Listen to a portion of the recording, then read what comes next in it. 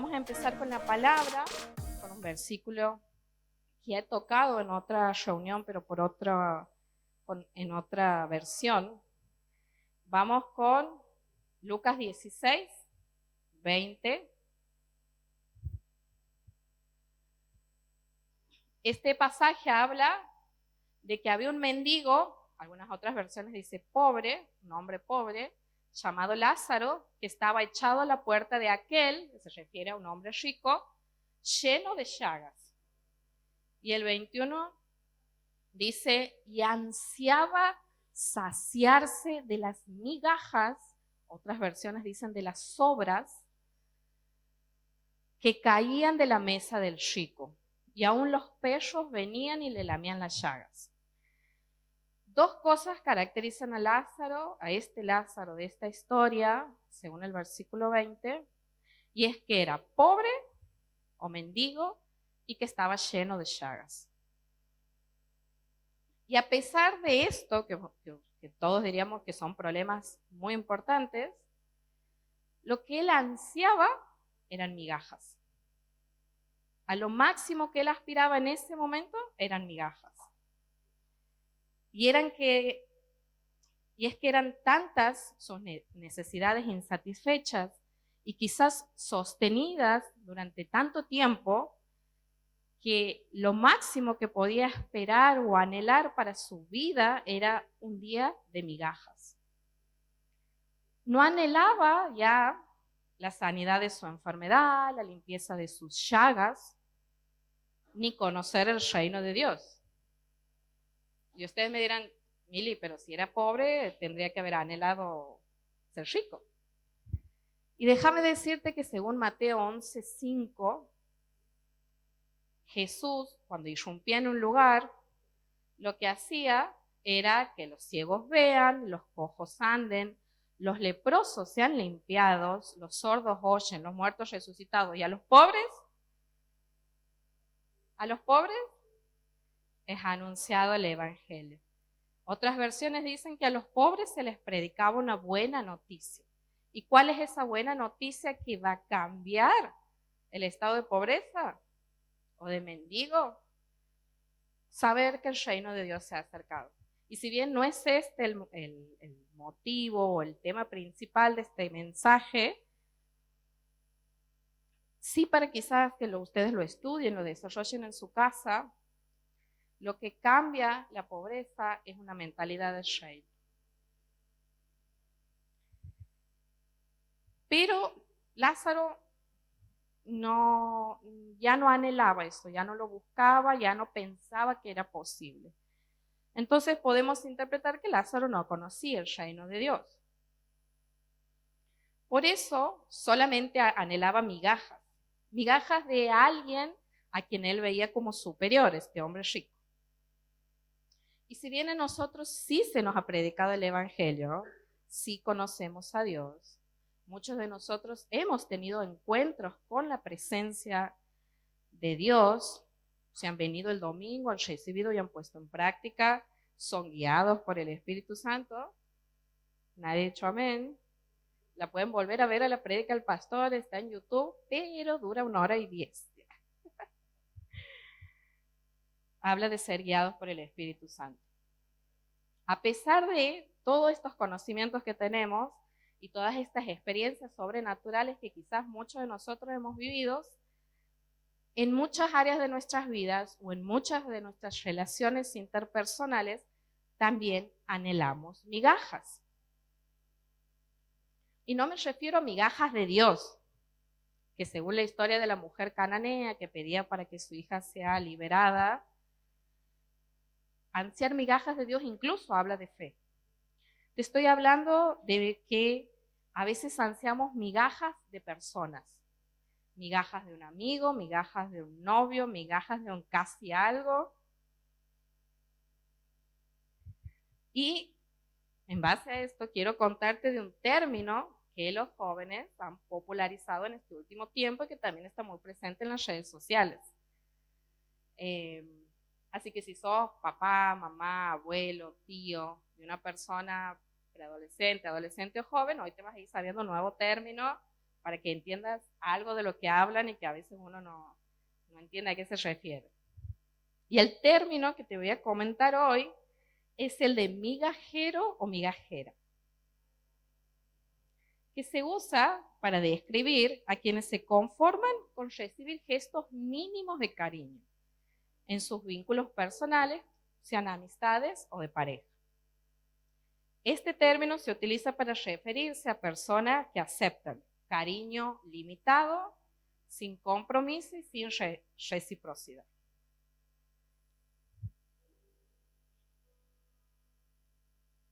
Levante la mano quienes han dicho alguna vez o han visto en redes sociales la frase "mi amiga la menos migajera". Levántenme la mano. Podemos llamarle así a la persona que se conforma, se adapta, se acomoda a lo que el otro da, sin tener en cuenta el propio deseo o qué aspiración tiene en relación a ese vínculo personal. Son personas que se conforman con mínimas muestras de afecto. Escuché esto. Celebran mensajes ocasionales, aceptan excusas constantes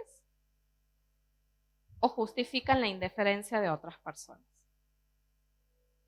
¿Y qué es lo que colabora a que alguien acepte tan poco de una relación? De amistad, de pareja, interpersonal.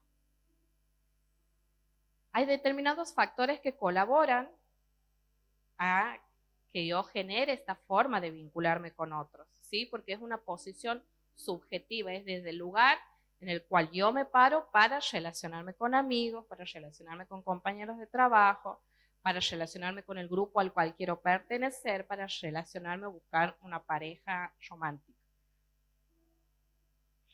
Primeramente, tener una baja autoestima. Creer que no me merezco lo más mínimo favorece a ser migajero. Miedo a la soledad. Preferir una relación insatisfactoria antes que estar solo. Sin pareja, sin amigos, excluido de ese grupo social al cual yo quiero pertenecer. Ustedes saben que en mi época, cuando yo era adolescente, hace 15 años atrás, se dice un montón, nosotros sabíamos decir con mi grupito de amigas, mejor estar sola que mal acompañada. Y me parece que la generación de ahora nunca escuchó esa frase. No entienden que es mejor estar solo que mal acompañado. Y también puede ayudar a esto la idealización, ¿sí? Justificar actitudes hirientes con la esperanza de que la persona va a cambiar. Justificar deslealtades, justificar traiciones, justificar insultos, justificar maltrato, con la esperanza de que va a cambiar. Vana, ¿no? Porque ni se disculpa, ni hace el intento, ni muestra un sincero arrepentimiento.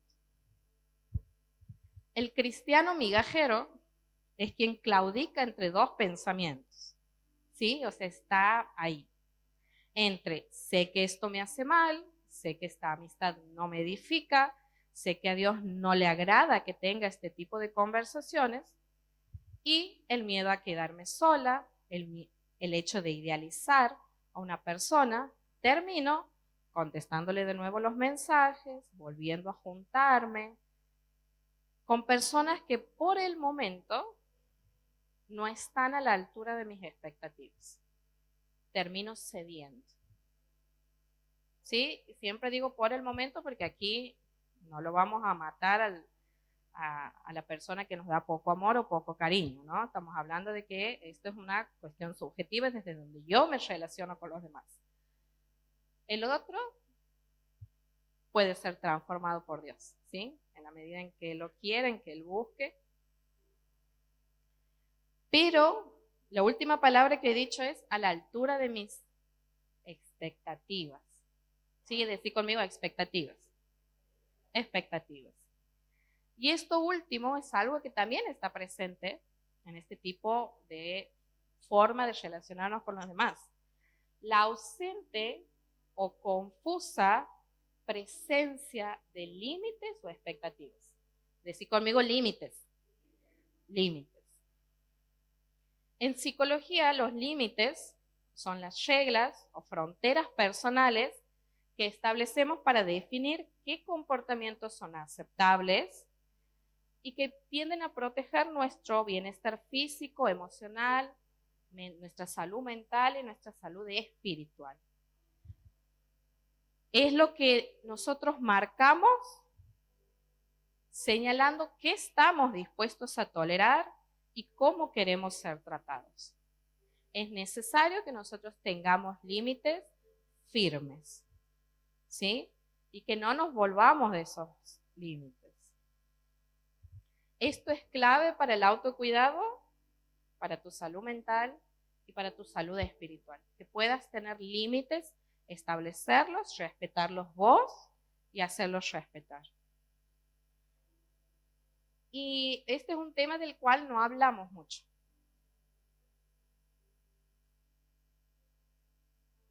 Y déjame decirte rápidamente 4 cosas que quizás has escuchado sobre los límites y el perdón que Jesús nunca ha dicho. ¿Me ayudan a contar? Número 1. Perdona y olvídate. Jesús nos manda a perdonar, ¿sí? Pero no a olvidar.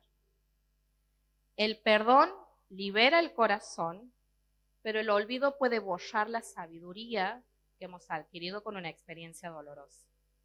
Te lo digo de nuevo. El perdón libera el corazón, pero el olvido puede borrar la sabiduría que hemos adquirido luego de transitar una experiencia dolorosa. Perdonar no es perder la memoria. No es como en la película Los Hombres de Negro, que cuando alguien descubría que ellos trataban con extraterrestres, sacaban así como una linternita que parecía una lapicera, te flashaban y vos te olvidabas. El perdón no es así. Perdonar es recordar sin dolor. Yo perdono por obediencia y por amor propio, porque yo quiero ser libre de las consecuencias de lo que otros me han hecho. ¿Qué no es el perdón o de qué no depende el perdón? ¿De que la persona perdonada se lo merezca? No depende de eso. No depende de que me lo pidan, que me lo rueguen, me dediquen canciones, me traigan flores, me hagan regalos. No depende de eso, porque puede ser que la persona nunca te pida perdón. Y tampoco tiene que depender de que yo sienta perdonar. No, todavía no estoy aquí amasando mi dolor, mi enojo, mi ira. Todavía no siento perdonar. No, es muy probable que nunca sientas perdonar. El perdón es por obediencia y por amor propio. Sí, porque yo quiero ser libre. Yo me acuerdo que cuando estaba en niñez, les explicaba a los niños el perdón con piolines, ¿sí? Por ejemplo, tomaba uno de referencia y le ataba un piolín en la muñeca al niño que le ha tirado todos los lápices de la cartuchera. Porque aunque ustedes no crean, para ellos eso es un problema y no está bien minimizar lo que a los niños les duele o les molesta. Después le ataba de la otra muñeca un piolín al niño que lo ha empujado cuando salía en el recreo. Después le ataba un piolín en el tobillo al niño que le echó burla. Y después le ataba el piolín a la mamá, que una vez estando enojada le ha dicho que no servía, que era un inútil. Y después le pedí a ese niño que camine por la salita, que camine, que atraviese obstáculos. Y era dificultoso caminar cargando todas esas ofensas y todo ese dolor. Entonces, cuando él decidía perdonar, yo le decía que él repita, lo perdono por tirarme los lápices de la cartuchera y yo le cortaba el hilo. La perdono a mi mamá por decirme que soy inútil y le cortaba el hilo. Para que ellos se representen que el perdón es para libertad propia. No uses el perdón como licencia o permiso para tu falta de carácter o tu falta de inteligencia emocional. Número 2. Como que era suficiente con el primero, pero no. Entre comillas, siempre sea amable y pasivo. Jesús fue compasivo, pero también volteó mesas, confrontó hipócritas, corrigió abusos. El amor verdadero dice la verdad, incluso cuando incomoda, no de una manera dolorosa. No te digo la verdad de una manera en que no me importa si te lastimo, pero te tengo que decir la verdad. La amabilidad en Cristo nunca ha sido pasividad. La forma en que Jesús nos enseña a ser amables con los demás es amor con carácter. Te lo digo de nuevo, la amabilidad de Cristo nunca fue pasividad, fue amor con carácter. Número 3. Deja que vuelvan una y otra vez. Jesús nos mandó a perdonar 70 veces 7, pero no a tolerar el daño constante. El perdón es incondicional, pero el acceso a mi vida es condicional. El perdón es incondicional, es un mandato que por obediencia lo hacemos. Pero darte acceso a mi vida, a que siga siendo mi amigo, mi amiga, es condicional. Número y último. Poner límites es egoísta. Y déjame decirte que Jesús, a lo largo de los evangelios, podemos ver que Él se apartaba para orar, tomaba distancia para descansar, para reenfocar su corazón. Poner límites y tomar distancia de quien te daña no es egoísta, es bíblico.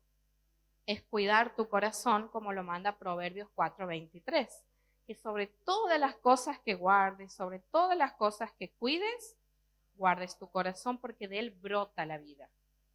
Algunas versiones dicen cuida tu mente porque de él mana la vida, ¿sí? Es decir, que cuidarnos es una obligación que tenemos. Y para cuidarnos debemos poner límites sanos, ¿sí? Hay una frase que está en una canción que es parte de un salmo del 69:9, que está en una canción que estaba escuchando toda la semana, que decía David: el celo por tu casa me consume. Hay algunas versiones que dicen: el celo por tu templo me consume. ¿Y quién es el templo del Espíritu Santo en el Nuevo Testamento? Nosotros, vos sos el templo del Espíritu Santo. ¿Sí? Entonces debes cuidarte, debes cuidar tu salud mental, debes poner límites sanos.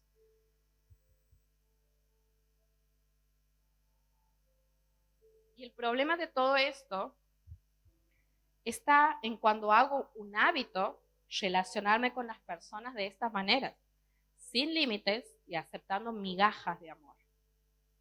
¿Sí? Cuando ya es un hábito, entro en un círculo, no es que me relaciono de esta manera con una amiga, sino me relaciono con todas. No es que me he relacionado de esta manera con una pareja, sino que con todas tiendo a hacer lo mismo. Pero ¿cuál es la consecuencia de tener relaciones en las que aceptamos migajas de amor? Se incrementa el sentimiento de soledad, porque todo vínculo es superficial. Sí, está muy de moda ahora vincularnos, salir, ir a cenar, pero sin título, sin compromiso. Yo hago lo que quiero cuando quiero. La estima la tenemos por el piso. ¿Se acuerdan que habíamos hablado de que hay una falta de expectativas? Eso es lo que los chicos le llaman la vara. ¿Sí? Yo por ahí a las chicas, cuando tenemos consejería, les digo: no, mamita, subime la vara. ¿Sí? Porque tienen la vara ahí. Ay, este chico me encanta, tiene trabajo. ¿Qué más? Viene a la iglesia. Subime un poco más la vara.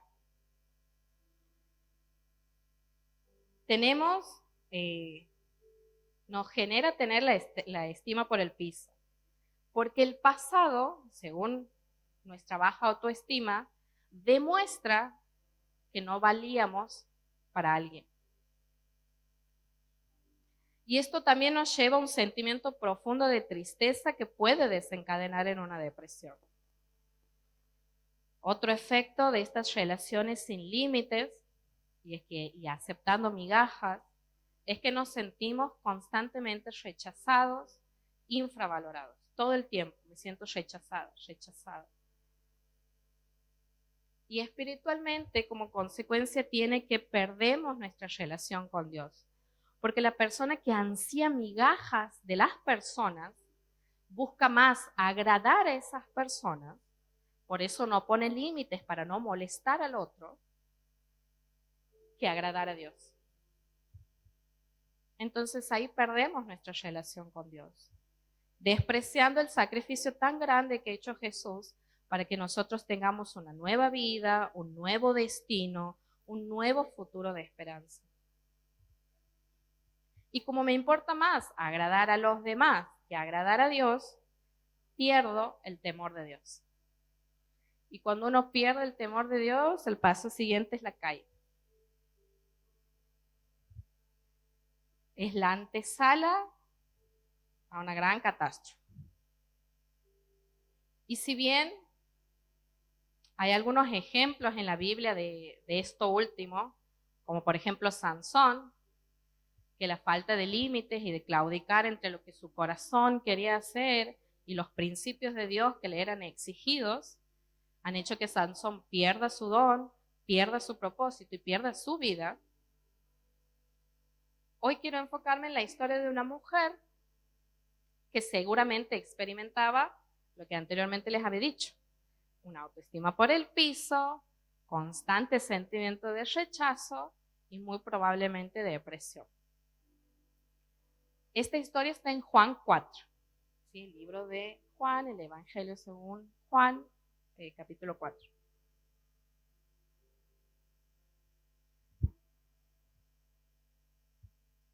Que se titula Jesús y la Samaritana. Desde el versículo 4 dice, yo tengo NBI, se las voy a leer aquí. Como tenía que pasar, hablando de Jesús, por Samaria, llegó a un pueblo samaritano llamado Sicar, cerca del terreno que Jacob le había dado a su hijo José.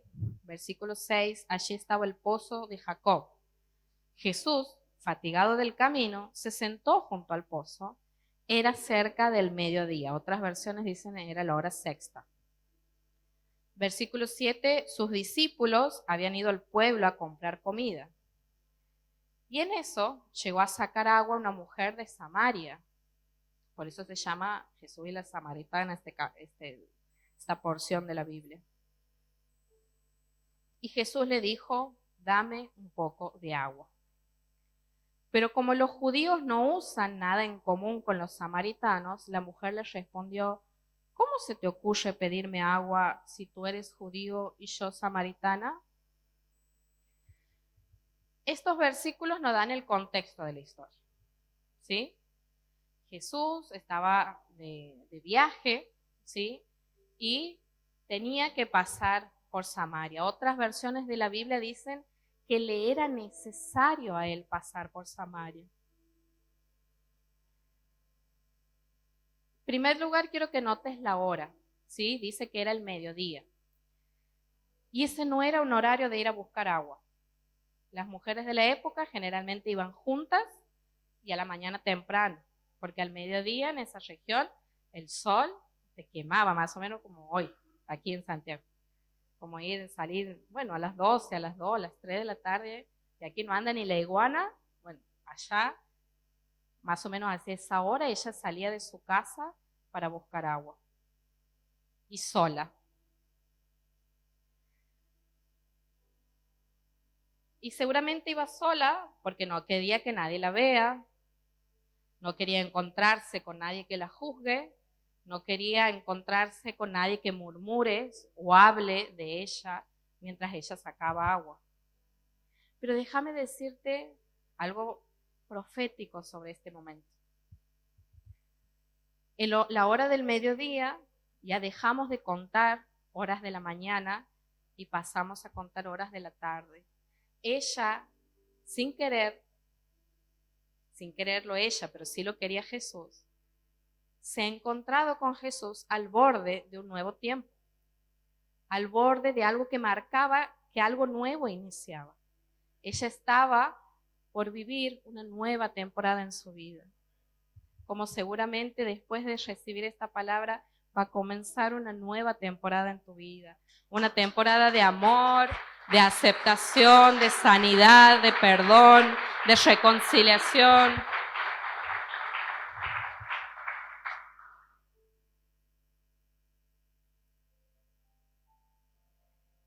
Y también nos da el contexto que había sobre ella una triple marginalidad. Era mujer y no podía hablar con un hombre sin la presencia de su esposo, de su padre. Era rechazada por su gente, ni siquiera las mujeres de su pueblo querían compartir con ella, y era samaritana. En esa época había un enfrentamiento entre judíos y samaritanos, entonces ellos ni se hablaban. Y déjame decirte que no importa tu pasado, no importan tus errores, no importa de dónde vengas, no importa si hace mucho que estás luchando contra una adicción, no importa cuán marginal te sientas, Jesús planea y ha planeado hoy encontrarse con vos, así como lo ha planeado con ella. A partir del versículo 10, Jesús le dice: si supieras lo que Dios puede dar y conocieras al que te está pidiendo agua, contestó Jesús, tú le habrías pedido a él y él te habría dado agua que da vida. Versículo 11 dice: Señor, ni siquiera tienes con qué sacar agua y el pozo es muy hondo. ¿De dónde pues vas a sacar esta agua que da vida? Otras versiones dicen que ella tenía un cántaro. Ella había ido en horas del mediodía para evitar la vergüenza, para evitar que la señalen, bajo un calor arrollador, llevando un cántaro vacío, lleno de necesidad, porque tenía sed. Y así muchas veces nosotros venimos cargando un cántaro vacío, lleno de una necesidad de amor, la necesidad de validación, la necesidad de que alguien nos diga: yo creo en vos, tienes un destino hermoso, glorioso. Y a ese vacío que ella iba cargando, Jesús le ofrece agua de vida eterna. Porque Jesús a todos nos recibe como llegamos, pero no quiere que sigas así. El objetivo de nuestro caminar con Cristo no es ser tu mejor versión, sino ser como Cristo. Si el Espíritu Santo te abraza, si su presencia te abraza, no es para dejarte tirado en el piso, es para que te levantes y para cambiar tu destino. ¿Y qué significa cambiar mi destino? Es como cuando uno está en una autopista, como la verdad que no tengo mucho viaje en auto, tengo un auto nuevo y un montón de gente ha viajado en ese auto y yo todavía no he viajado a ningún lado en ese auto. Pero lo que recuerdo es cuando vamos a Córdoba, la entrada a Córdoba es por una autopista. Y mi mamá, que es la que generalmente siempre voy manejando, siempre le erra en la entrada. Siempre. La salida sale bien, pero para entrar es: ay, no ir ahí. O sea, vos te has pasado una salida y ya vas para otro lado. Y en la vida, las cosas que venimos cargando, estos cántaros vacíos, que a veces no solo están vacíos, sino que si están llenos, es llenos de carga, lleno de dolor, lleno de fracasos, lleno de errores que hemos cometido, llenos de palabras de maldición que personas nos han dicho, nos han declarado y nosotros nos hemos creído. Y vamos para ahí. Por ejemplo, yo soy hija de papás separados que a su vez los papás de mi mamá se han separado, los papás de mi papá se han separado. Entonces seguramente mi camino, mi destino era o separarme si me casaba o no casarme nunca. Pero cuando conozco a Dios, Dios cambia mi destino a un nuevo destino de esperanza, un destino de amor, un destino de familia, un destino para cumplir un propósito. Me da un llamado, me regala dones para servir a otros. Amén.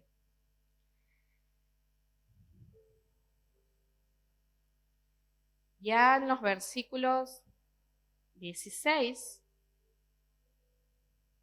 que aquí viene lo más sustancioso de la historia.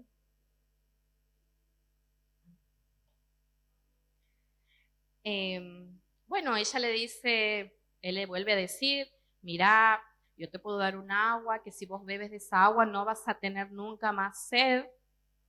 Es decir, que si vos te encuentras con Dios y bebes de su amor, no vas a necesitar otros amores incompletos, no vas a necesitar migajas de amor ni de aceptación de nadie. Y ella le dice, bueno, dame de beber de esa agua para que yo nunca más tenga que venir a buscarla. Y en el versículo 16, Jesús le dice, ve a llamar a tu esposo y vuelve acá, le dijo Jesús. Y en el 17 le responde la samaritana, no tengo esposo, respondió la mujer. Bien has dicho que no tienes esposo, dice Jesús, versículo 18. Es cierto que has tenido 5 y el que ahora tienes no es tu esposo. Eso has dicho con verdad. Y aquí vemos que Jesús revela el porqué de todo el contexto que veníamos hablando. Porque ella estaba sola, porque ella iba a esa hora, porque era rechazada, porque era marginada. Y cuando revela, no lo revela para avergonzarla, no lo revela para herirla, sino para descubrir su verdadera sed, que no era del agua de ese pozo, era una sed espiritual que ella tenía. Una sed luego de fracasar una y otra vez, de apostar al amor y fallar. Fallar ella o que le falle, porque no dice nada acerca de quiénes eran sus maridos. ¿No han visto el tren en redes sociales de cosas que no me importan, pero quisiera saber? Quisiera saber quiénes eran los maridos de la mujer samaritana. Cuando la encuentre en el cielo le voy a preguntar, contame, ¿quién eres? ¿Están aquí o están allá abajo? Ella tenía sed de la presencia de Dios. Ella tenía sed de un amor inagotable, de un amor que sea perfecto, de un amor que sea incondicionado, de un amor que no se termine. Dice la palabra que no vamos a poder comprender cuál es la altura, la profundidad o la anchura del amor de Dios. Y que ninguna cosa creada nos va a separar de ese amor. Esta mujer había sido tomada y desechada 5 veces. Uno de los motivos que quizás podríamos imaginarnos, en esa época podrían divorciarse de una mujer cuando la mujer no daba frutos. 5 veces había sido desechada, 5 veces había sido rechazada y 5 veces había elegido mal también. Y ahora estaba con un hombre que no era su marido, como el mendigo Lázaro, que hace tanto tenía una necesidad que lo único que podía anhelar eran las migajas. Hace tanto que ella soportaba el rechazo, hace tanto que soportaba que la tachen de indigna, que la traten de poca cosa, que lo único que podía aceptar era migajas y por eso estaba con un hombre que no era su marido. Después vemos en los versículos 25 y 26 que Jesús se le revela como el Mesías. Y que después que Jesús le confirman, yo soy ese, el Mesías, ella después sale corriendo a decir, he encontrado un hombre que me ha dicho todo lo que he hecho. ¿Será este el Cristo? Pero antes de correr a cumplir el propósito, porque por esta mujer es que Jesús queda un par de días y predica en esa región, hay algo que ella ha tenido que hacer. Y está en el versículo 28. La mujer dejó su cántaro. Ha soltado esas expectativas de llenar su sed, de saciar su necesidad de amor en cualquiera, de saciarse con poco. La ha dejado. Porque para cumplir el propósito, te tienes que llenar del amor de Dios y dejar tu pasado de migajero.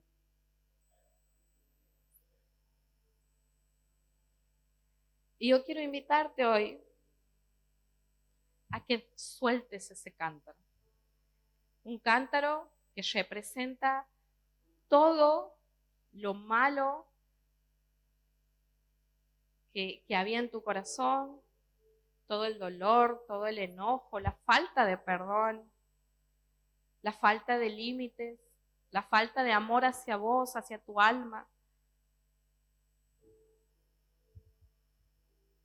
Que sueltes esa necesidad constante de buscar validación en vínculos que no te edifican ni te acercan a Dios, que te alejan del propósito.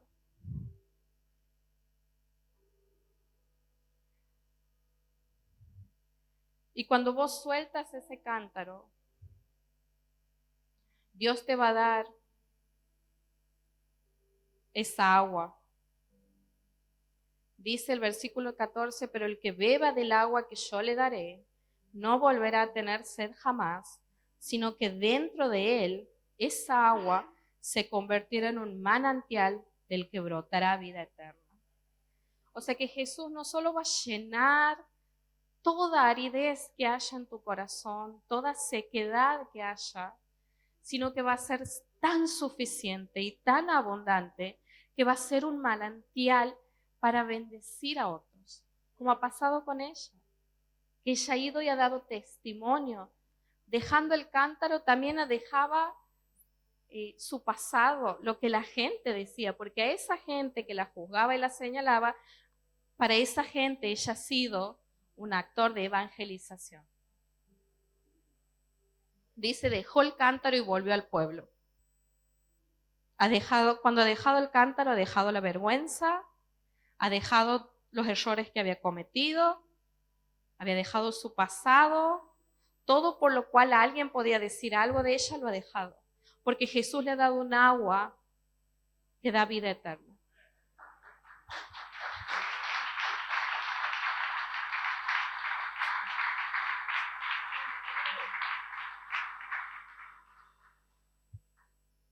Yo quisiera que te pongas de pie.